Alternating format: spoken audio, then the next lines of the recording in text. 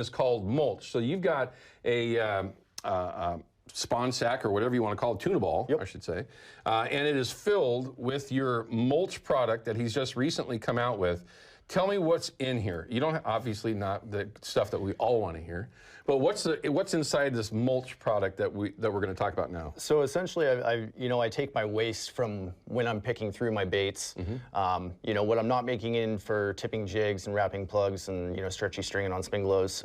I'm blending that down and then using tuna for a binder, and there's all kinds of great stuff in there. I'm adding some different scents that have been proven throughout the years for us. I feel like guys have been doing this for years, breaking them up, chopping them up with their knife on their cutting board, but now it's shelf stable, it's out there on the market, and anybody can get it, and it's readily available. Yeah. I mean, when we're, like he mentioned, we'll take, especially for super baits or spinning fish, we'll take and just chop up the just little chunks and stuff them up in there. But that's not going to leach out or bleed as well as what this will. And we're going to show you this in a second, but you've got a tuna ball made with the Mulch product, and I'm going to just kind of open this up and leave it. You can see that it is just a blended tuna and prawn or coon shrimp setup inside there. I mean, number one, it's beautiful. Number two, it smells fantastic. And we were just talking about that prior to the segment coming back, that for us, this smells great. And for the folks that work here at KPDX, KPTV, if they come into my studio, they're going to go, what the heck? But it is beautiful. And this is over at Fisherman's Marine in Oregon City right now, right? Yes, it is. I'll have it in the other stores by the end of the week. Gotcha. Yep. Well, you better have a bunch after today, I can promise you that. I'm on it. Okay, so tuna ball, you've got a size 2 treble hook here, a size 2 spin and glow, just a single with a couple of beads. And how are you going to put that on for all of us plunkers? And to be honest with you, everyone, would also work behind a 360, but we won't go there right now. Yeah, this is just a basic rig. A lot of guys do it different ways. This is just one I tied up for the show real fast. Okay. I mean, it's as simple as, you're putting it on the side of that hook and making sure you try to come out the side of it. Bring it down to the bottom. Sometimes guys will even try to put it on the next hook as well, but honestly, that's going to do it right there. Just try to make sure your hook point's exposed, try to get it down there, and just like so. So you're kind of centering it up a little bit. Trying to center it up, but even then, I don't think a wobble over, say, Bonneville or something in a fast current is really going to affect anything. No, I wouldn't expect that either. Tuna balls are extremely effective. We've been using them for 100 years for a reason. This is just another take on it. You've got shrimp in there, you've got tuna in there, and you've got a number of different scents. Of course, there's different colors of netting that you can use, spawn sack, whatever you want to call it. But this particular one is red. You got pink and oranges and chartreuses. There's all kinds of different ways that you can make a tuna ball. And don't overthink these. Again, we've done this here on the air. It's literally take your little square of netting, you put your bait in the middle, stretchy string it until you get the size that you want, and wrap it up nice and tight, throw a couple half hitches on it, cut it off, and you're good to go. Don't overthink it. And I'm going to tell you right now, based on what he's showing you with this rigging, from the fixed rig to the 2 treble hooks, which is kind of set up for behind a 360, or again, in a number of different ways that you could fish it, to the tuna ball, don't overthink these things. And we all do it, right? I mean, it's so easy to have a different bait in a different situation, be excited about it, but go, oh man, what's the best way to rig this to where it's going to be effective? Don't overthink it. This is a simple way that you can get these baits in front, hopefully, in front of a fish. And as long as it's going to cooperate with you, you got a hell of a bait to fish with it.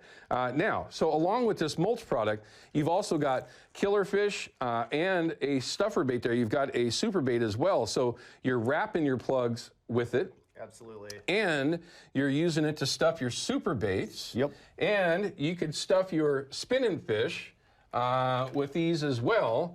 It doesn't matter which stuffer bait version that you're going to be messing around with. Oh, there it is. And all the way up to the full-size spinning fish, which is the 5.0, which we're going to run behind behind an inline, not a 360. It's just too big for that. But behind an inline flasher or by itself on the anchor, plunking. Okay, we get the question a lot about fish using a spinning fish as a plunking bait. Yes, absolutely. You can cast them. They're very, very durable. And stuffing it with the Mulch product from Millenial is now, I'm already calling it my go-to. Okay, I like it.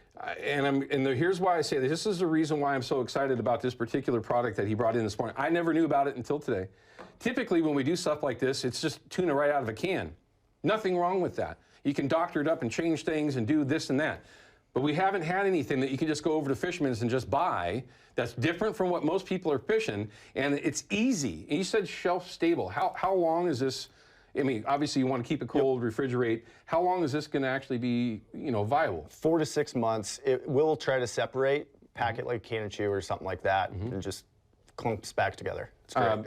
It's not a very big jar, so you can, you can go through them. 6-ounce jar, so it's just bigger than a can of tuna. So you get quite a bit of baits out of it. You'd be surprised. Yeah, I mean, it's absolutely going to be used this year by me for sure. Yeah. Wrapping plugs, unquestionable. But with the stuffer baits, 100%. So multiple different things that you're doing with Millenial. I don't want to forget this before we wrap this segment up. Cooney sauce. Cooney sauce. Where's it at? On my website only right now. Okay. Yep, gonna get it in stores here shortly. It's called Cooney sauce, everyone. Let's get a shot if we can, Alan. This Cooney sauce, and we all know that there are a lot of different products out there for different additive, different scents, okay? We're all very lucky to have ProCure in our lives because it does help us all catch fish in situations where we may not have if you weren't using it. This is another one that is very interesting, and I'm going to tell you this because when you actually smell it, if you've been playing this game long, you're going to know that there are some certain scents that are underutilized, that are very effective. Some of them have many tentacles and different things that a lot of us don't talk about. And this has got all of that in there. There's all kinds of different things going on with this. Where do you, it's called Cooney sauce. Is this something that you only use with your coon shrimp, or is it something that you use on other baits as well? Well, I thought about coming out with another coon shrimp brine. What I decided to do instead of coming out with another coon shrimp brine is just put that one ingredient that I thought was a game changer for coon shrimp into a sauce. So that's what I did. What scent was that? Yeah. Don't go anywhere. I'm going to grind on them even more. You're stuck with me. Stay right here, everyone. We got to cut to a break. Jake, when we come back, I want to get your call in as well. So everyone stick with us here on KPDX. We'll be back with Bill Rivas from Millenial Baits in just a couple minutes. That stuff smells